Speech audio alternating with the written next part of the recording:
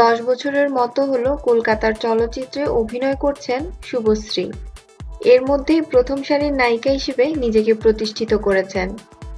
বাংলা ছবির দর্শকদের এই প্রিয় নায়িকারও প্রিয় নায়িকা রয়েছেন।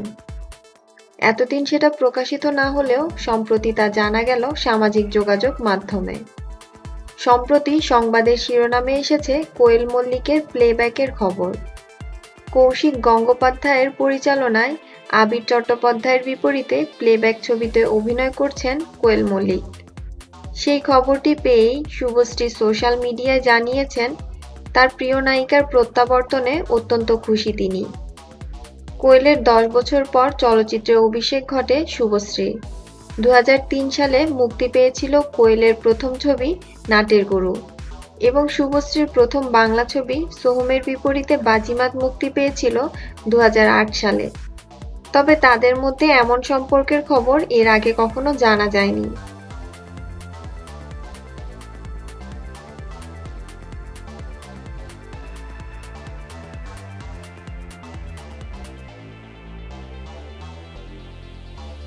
আমাদের চ্যানেলের সঙ্গে থাকার জন্য সকলকে ধন্যবাদ। বিনোদন জগতের আপডেট নিউজ পেতে আমাদের চ্যানেলটি সাবস্ক্রাইব করুন।